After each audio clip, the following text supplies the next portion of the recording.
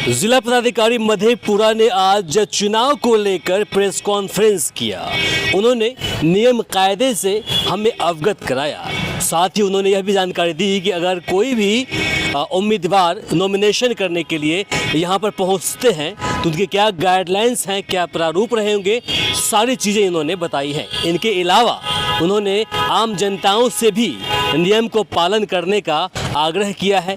क्या कुछ कही है उन्होंने, आप जो प्रेस कॉन्फ्रेंस है इसमें आप सुन लीजिए। अक्टूबर को यानी कि आज अधिसूचना जारी करने की तिथि निर्धारित थी। नामांकन के लिए अधिसूचना भारत निर्वाचन आयोग द्वारा जारी करने के उपरांत मधेपुरा जिला में चारों विधानसभा में निर्वाची पदाधिकारियों के द्वारा कंडक्ट ऑफ इलेक्शन रूल्स के तहत फॉर्म 1 में नामांकन संबंधी सूचना जारी कर दी गई है। अभ्यर्थी आज 10 अक्टूबर से लेकर 17 अक्टूबर तक नामांकन दाखिल कर सकते हैं। अभ्यर्थी अपना नामांकन निर्वाची पदाधिकारी के कार्यालय वेशम में पूर्वाह्न 11 बजे से अपराह्न 3 बजे तक राजपत्रित अवकाश को छोड़कर शेष दिनों में नामांकन दाखिल कर सकते हैं। नामांकन दाखिल करने के समय अभ्यर्थी नामांकन परिसर में 100 मीटर के अंदर अधिकतम 3 वाहन के साथ प्रवेश कर सकते हैं और निर्वाची पदाधिकारी के वेशम में अभ्यर्थी सहित अधिकतम 5 व्यक्तियों के साथ प्रवेश कर सकते हैं। अभ्यर्थी अपना नामांकन प्रारूप 2B में दर्ज करेंगे एवं प्रारूप 26 में शपथ पत्र भी देंगे। नामांकन दर्ज करने के पश्चात अभ्यर्थी को अभ्यर्थी व्यय पंजी दिया जाएगा, जिसमें वे अपने निर्वाचन के दौरान व्यय होने वाला ब्यौरा दर्ज करेंगे।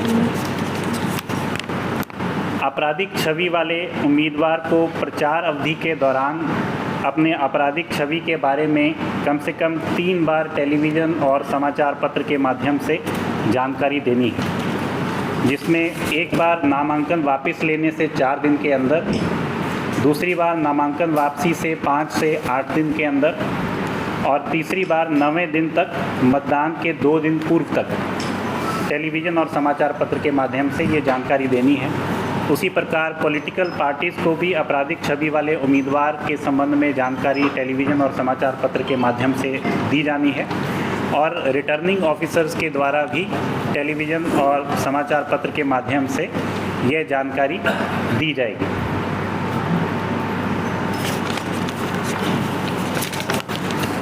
मधेपुरा जिला में विधानसभा आम निर्वाचन के सफल संचालन के लिए 21 कोषांगों का गठन किया गया है। निर्वाचन की समाप्ति तक कार्यरत रहेंगे। साथ ही डिस्ट्रिक्ट वोटर हेल्पलाइन भी मधेपुरा जिला में 24 घंटे कार्यरत है, जिसमें टोल फ्री नंबर 1950 पर कोई भी आम नागरिक या कोई मतदाता निर्वाचन से संबंधित सूचना, शिकायत, सुझाव इस नंबर पर दे सकते हैं, जिस पर जिला प्रशासन के द्वारा त्वरित रूप से कार्रवाई की जाएगी। प्रेस नोट जारी होने के साथ ही 6 अक्टूबर से फ्लाइंग स्क्वाड की टीम्स एक्टिव हैं और आज डेट ऑफ नोटिफिकेशन से स्टैटिक सर्वेलेंस टीम्स भी सभी जगह एक्टिव हो गई हैं। 36 static surveillance teams round the clock 24/7 active हैं। 8-8 घंटे की शिफ्ट में सब लोग काम कर रहे हैं और विभिन्न जगह पर चेक पोस्ट के माध्यम से निगरानी रखी जा रही है। वाहनों की आने जाने वाले कमर्शियल और पैसेंजर व्हीकल्स की चेकिंग की जा रही है, ताकि मॉडल कोड ऑफ कंडक्ट की प्रोविजंस का कहीं पर उल्लंघन ना हो और जो भारत निर्वाचन आयोग के व्यय से संबंधित, एक्सपेंडिचर से संबंधित नियम हैं उनका कहीं पर उल्लंघन ना हो। पॉलिटिकल पार्टीज़ के साथ 7 अक्टूबर को बैठक करके उनको आदर्श आचार संहिता के प्रोविजंस के बारे में जानकारी दी गई थी। आज भी model code of conduct standing committee की बैठक, जिसमें राजनीतिक दलों के प्रतिनिधि शामिल रहते हैं, उनके साथ बैठक करके उनको मॉडल कोड ऑफ कंडक्ट की प्रोविजंस के बारे में जानकारी दी गई है। उनको बताया गया है कि वाहन, चुनाव कार्यालय, रैली, सभा, जुलूस, ध्वनि विस्तारक यंत्र का उपयोग बिना सक्षम प्राधिकार की अनुमति के वर्जित है। अनुमति लेने के लिए अनुमंडल स्तर पर एकल खिड़की अनुमति कोषांग गठित किया गया है, जहां से प्रायर अनुमति प्राप्त करके वो चुनाव प्रचार प्रसार से संबंधित रैली या कार्यक्रम कर सकते हैं। निर्वाचन प्रचार प्रसार में बच्चों को शामिल करना या पशुओं का उपयोग करना प्रतिबंधित है। इसके बारे में भी जानकारी सभी पॉलिटिकल पार्टीज़ को दी गई है। लोक प्रतिनिधित्व अधिनियम 1951 की धारा 127 के अनुसार कोई भी व्यक्ति कोई भी ऐसा निर्वाचन पुस्तिका या पोस्टर जिसके मुख्य पृष्ठ उसके मुद्रक और प्रकाशक का नाम और पता ना मुद्रित हो या प्रकाशित ना करेगा और ना मुद्रित या प्रकाशित कराएगा। यानी कि कोई भी अगर सामग्री प्रचार प्रसार से संबंधित प्रकाशित होगी तो उस पर मुद्रक और प्रकाशक का नाम अंकित होना अनिवार्य है और इसका उल्लंघन करने पर 6 माह की कारावास या 2000 रुपये जुर्माना या दोनों से दंडनीय है। शांतिपूर्ण और निष्पक्ष चुनाव करवाने के लिए जैसा मैंने बताया कि स्टैटिक सर्वेलेंस टीम्स का गठन किया गया है। 26 फ्लाइंग स्क्वाड टीम्स का गठन भी किया गया है। 8 video surveillance teams, 4 video viewing teams का गठन किया गया है। इसके अलावा सभी सेक्टर पदाधिकारी 175 सेक्टर पदाधिकारी और 175 सेक्टर पुलिस पदाधिकारी भी ग्राउंड पर क्रियाशील हैं ताकि वल्नरेबल टोलों का मूल्यांकन कर सकें और उससे संबंधित निरोधात्मक कार्रवाई लगातार हम लोगों के स्तर से की जा रही है। मतदाताओं के बीच भय मुक्त वातावरण बनाने, असामाजिक तत्वों पर निगरानी करने, कॉन्फिडेंस बिल्डिंग मेजर्स तथा विधि व्यवस्था का संधारण करने के लिए अर्धसैनिक बलों की तैनाती भी जिला में की गई है, जिसमें 8 कंपनीज जिला में पहुंच चुकी हैं और भी कंपनीज लगातार जिला में डेली बेसिस पर आ रही हैं। इन सब कंपनीज के साथ एरिया डोमिनेशन और फ्लैग मार्च विभिन्न जगह पर किए जा रहे हैं ताकि किसी भी असामाजिक तत्व पर हम लोग अंकुश लगा सकें और भयमुक्त वातावरण में चुनाव करवाने के लिए सभी स्टेप्स हम लोग ले सकें।